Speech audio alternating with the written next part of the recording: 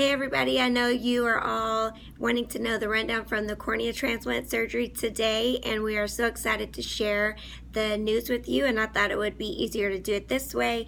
And I'm going to be reading some notes from our consult with Dr. Holland. When he came in to the consult room when the surgery was over, he told us they were actually able to do something called a DALK, which is partial thickness cornea transplant, as opposed to a PK, which would be a full thickness cornea transplant.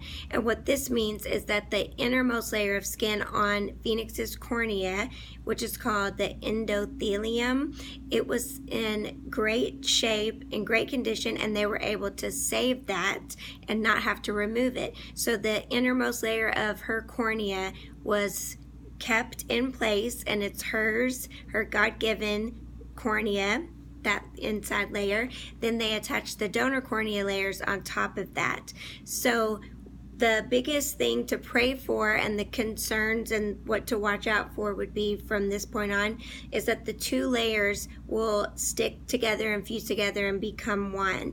So that's what our biggest prayers need to be. He did say that the one downside of this is that her vision may not increase as quickly because it's two layers fusing together, and so that could prolong it just a little, whereas she may be in this place 2 months from now, where it would take maybe 1 month for if they had done a full thickness cornea transplant. However, he told us that this is the best outcome possible, because if ever a cornea was going to be rejected in a transplant situation like this, that it would be, the problems would be around that inner layer, the endothelium. So the fact that Phoenix has her own is just incredible. And he said that the issues she would have had to deal with, lifelong issues like even glaucoma and cataracts, and redoing the transplant surgeries, giving her a new cornea in a few years from now. He said if this DALK, or partial thickness cornea transplant, will work, which we're believing, that the risk of all of those things decreases by 90%. And also, if this procedure works, which we know it's going to, that this would work for a lifetime. It would be something that would not have to be redone or repaired, and we are just, so incredibly excited and celebrating that.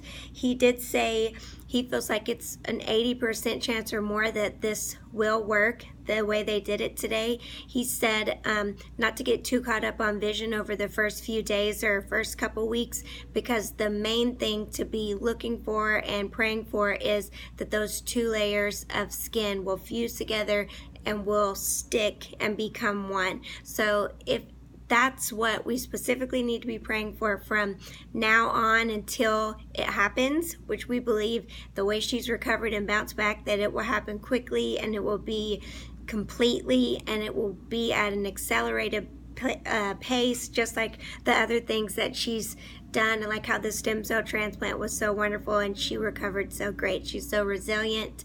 We're so excited. We're so proud. There was also an issue of if she could possibly have a cataract, and if so, they were going to remove that today, and they did not remove it today because she doesn't have one. So we're so very excited, and I think that is the rundown. So we could not be happier with how it went today. She's recovering well. She's resting in that room back there, and we're just over the moon excited. She has her post-op with him tomorrow in his office, and we're just believing for a great report. Thank you so much for your love, for your prayers, for your commitment to stand with us, and just being so faithful and generous with your time and love for all of us. We're so excited, and we believe today has been everything that we were hoping and praying that it would be. We're so excited. Thank you so much for sharing part of her journey with us.